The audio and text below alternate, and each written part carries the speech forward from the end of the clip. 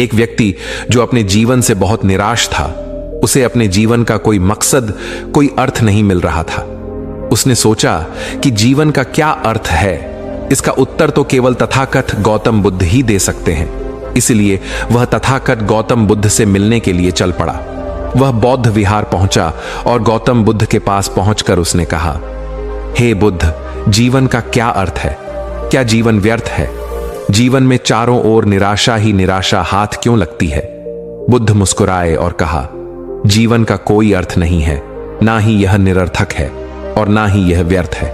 व्यक्ति ने कहा, तो फिर जीवन क्या है? बुद्ध ने कहा, कुछ नहीं, जीवन कुछ नहीं है। व्यक्ति ने कहा, मैं समझा नहीं। इतने सारे लोग जो जीवन जी रहे हैं, इतने सारे प्राणी जो जीवन धारण किए हुए हैं, वह कुछ भी नहीं है। बुद्ध ने कहा, जीवन एक आईने की तरह होता है।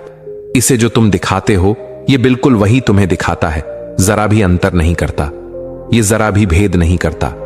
व्यक्ति ने कहा, बुद्ध, मैं कुछ समझ नहीं पा रहा हूं। बुद्ध उस व्यक्ति को एक आईने के पास ले गए और कहा, इस आईने में देखो और बताओ कि क्या दिखाई दे रहा है। व्यक्ति ने कहा, इसमें तो मैं ही दिखाई दे रहा हूं। बुद्ध ने कहा, तुम कैसे दिखाई दे रहे हो? व्यक्ति ने कहा, मैं दुखी दिखाई दे रहा हूं। तब बुद्ध खुद आईने के सामने आ गए और कहा, इस आईने में मैं कैसा दिखाई दे रहा हूं? व्यक्ति ने कहा, आप बहुत शांत और शीतल नजर आ रहे हैं। बुद्ध ने कहा, क्या ऐसा हो सकता है कि इसी आईने में मैं बहुत क्रोधित, दुखी और नाराज नजर आने लगूं और तुम शांत और शीतल नजर आने लगो? व्यक्ति ने कहा, नहीं, आईना तो वही दिखाएगा जो उसके सामने होगा। मैं दुखी हूं तो दुखी नजर आऊंगा, आप शांत हैं तो शांत ही नजर आएंगे। बुद्ध ने कहा, अगर तुम इस आईने में शांत और सुखी नजर आना चाहते हो तो इसके लिए तुम्हें क्या करना होगा? व्यक्ति ने कहा, मुझे खुद को शांत और सुखी करना होगा, तभी इस आईने में मैं शांत और सुखी नजर आ सकता हूं। बुद्ध ने कहा, क्या ऐसा ना हो सकने की स्थिति में आईने की कोई गलती है? व्यक्ति ने कहा, नहीं, इसमें आईने की कोई गलती नहीं है, आईना तो वही दिखाएगा जो आप हैं।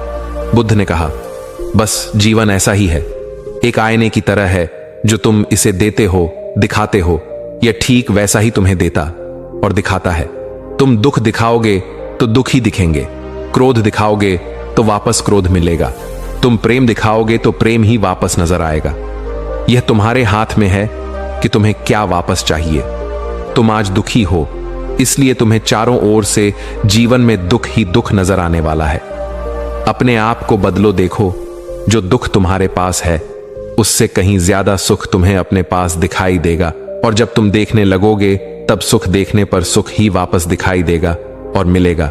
व्यक्ति ने कहा, बुद्ध, आप बिल्कुल सत्य कहते हैं, परंतु क्या आप मेरे लिए इसे और अधिक स्पष्ट कर सकते हैं? जब अब मैं बहुत दुखी हूं और मुझे दुख ही दुख नजर आ रहा है, तो इसमें सुख कहां नजर आएगा? बुद्ध ने कहा, इसके लिए तुम्हें मेरे साथ चलना होगा। बुद्ध उस व्यक्ति को अपने साथ एक मार्ग पर ले गए। काफी दूर चलने के बाद मार्ग पर एक व्यक्ति दिखाई दिया जिसे कोढ़ हो रहा था। वह बहुत तकलीफ में था। बुद्ध उस कोढ़ी व्यक्ति के पास आए और उन्होंने अपनी झोली से भोजन निकालकर उस कोढ़ी व्यक्ति को दे दिया और उस व्यक्ति से कहा, क्या तुम्हारा दुख इस बीमार व्यक्ति के दुख से बहुत अधिक है? व्यक्ति ने कहा, नहीं बुद्ध, यह तो बहुत तकलीफ में है, ऐसा दुख तो मेरे जीवन में कभी आया ही नहीं। वह उस व्यक्ति को उस मार्ग पर और आगे लेकर बढ़ गए। रास्ते में एक बहुत ही गरीब व्यक्ति अपने 2 छोटे बच्चों को लेकर बैठा हुआ था। वो गरीब व्यक्ति के पास पहुंचे। उस गरीब व्यक्ति ने कहा, महात्मा, मैं बहुत तकलीफ में हूं। मैंने और मेरे 2 बच्चों ने 2 दिन से कुछ नहीं खाया। मैं बहुत गरीब हूं, मुझे काम भी नहीं मिल रहा। क्या आप मेरे बच्चों की कुछ सहायता कर सकते हैं?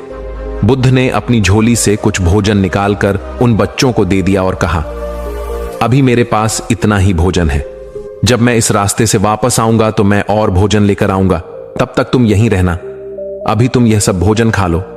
बुद्ध ने उस व्यक्ति से कहा, क्या तुम्हारा दुख इस गरीब व्यक्ति के दुख से बहुत बड़ा है? उस व्यक्ति ने कहा, नहीं, मेरे जीवन में इतना बड़ा दुख नहीं है कि मुझे भूखा बैठना पड़े या मेरे बच्चे भूखे रहे, पर मैं इस व्यक्ति की मदद करना चाहता हूं। मैं इसे अपने यहां पर काम दे सकता हूं। उस गरीब व्यक्ति ने कहा, मालिक आप बहुत दयालु हैं, आपका बहुत धन्यवाद, मैं कल से ही आपके पास काम के लिए आ जाऊंगा। बुद्ध उस व्यक्ति को लेकर उस मार्ग पर और आगे बढ़ चले। रास्ते में उन्होंने देखा कि एक व्यक्ति अकेले में बैठा रो रहा था। उस व्यक्ति को रोता हुआ देखकर बुद्ध उसके पास पहुंचे और उससे पूछा, क्या हुआ, तुम क्यों रो रहे हो? उस व्यक्ति ने कहा, बुद्ध, मेरी पत्नी, मेरे बच्चे, मेरे माता पिता सब कल एक दुर्घटना में मृत्यु को प्राप्त हो गए और मेरे परिवार में कोई नहीं बचा। मैं अकेला रह गया हूं। अब मैं इस दुनिया में रहकर भी क्या करूंगा, किसके लिए जीऊंगा? बुद्ध ने उस व्यक्ति को समझाया और कहा, मृत्यु हर किसी को कभी ना कभी आनी ही है।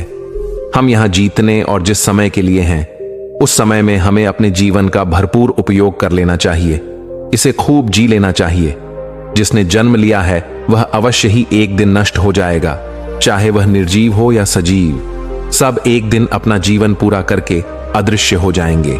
उस व्यक्ति को बुद्ध की बात समझ में आ गई।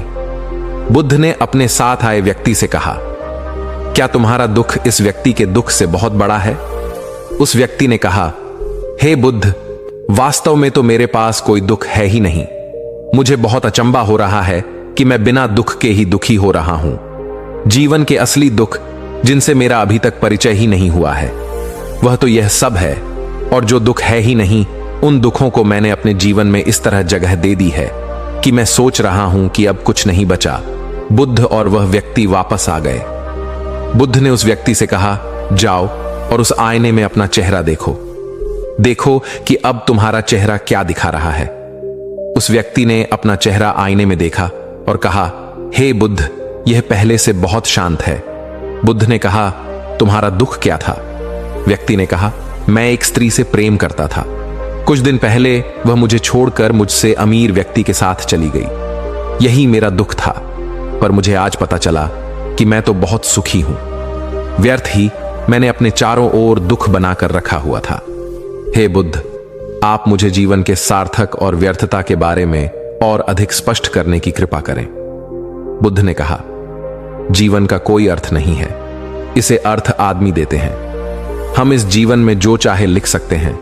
हम इसमें अपशब्द लिख सकते हैं, क्रोध लिख सकते हैं, दुख और तकलीफ भी लिख सकते हैं, या हम इसमें प्रेम लिख सकते हैं, करुणा लिख सकते हैं, दया भी लिख सकते हैं, सुख भी लिख सकते हैं, और इन सब से भी ऊपर हम इसमें बुद्धत्व भी लिख सकते हैं। हमें जो कुछ भी मिल रहा है वह सब कुछ हमने ही लिखा है। यह बिल्कुल आईने की तरह ही है। जो तुम इसे दिखाओगे वही वापस दिखेगा और मिलेगा। अब तुम शांत हो तो यह शांति ही तुम्हें वापस मिलेंगे। कोई उपाय ही नहीं है कि तुम्हारे अशांत हुए बिना यह जीवन तुम्हें अशांति दे सके। तुम्हारे दुखी हुए बिना यह जीवन तुम्हें दुख दे सके। तुम्हारे असफल हुए बिना यह जीवन तुम्हें असफलता दे सके। तुम्हारे क्रोधित हुए बिना यह जीवन तुम्हें क्रोध दे सके, ऐसा संभव हो ही नहीं सकता। तुम अपने आप को क्रोध देते हो, दुख देते हो, वह शांति देते हो। जैसे तुम्हारे जीवन से उस स्त्री के चले जाने का दुख, तुमने उसके लिए अपने आप को दुख दिया और तुमने चारों ओर से दुख पाया। तुम्हें दुख ही मिला, जबकि वह कोई दुख भी नहीं था। ठीक इसी प्रकार जीवन का अर्थ हम खुद ही लिखते हैं। हम इसे जैसा चाहे वैसा लिख सकते हैं। सब हमारे हाथों में ही है। हम जीवन भर व्यर्थ की चीजों को अपने जीवन में लिखते हैं। सारी व्यर्थ की चीजें होती हैं और उन व्यर्थ की चीजों में हमें बहुत रस आता है। तभी जीवन के अंत में हमें व्यर्थ जीवन ही दिखाई देता है। सार्थक चीजों को अपने जीवन में लिखो, उन्हें लेकर आओ, तब तुम्हारा जीवन सार्थक ही नजर आएगा, सार्थक ही होगा। दोस्तों, उम्मीद है कि आपको इस कहानी से एक अच्छी सीख मिली होगी। यह कहानी आपको कैसी लगी हमें कमेंट बॉक्स में कमेंट करके जरूर बताएं और साथ ही इस कहानी को अपने दोस्तों के साथ जरूर शेयर करें ताकि उन्हें भी इस कहानी से कुछ सीखने को मिल सके। तो चलिए मिलते हैं एक और वीडियो में। तब तक के लिए अपना ख्याल रखें।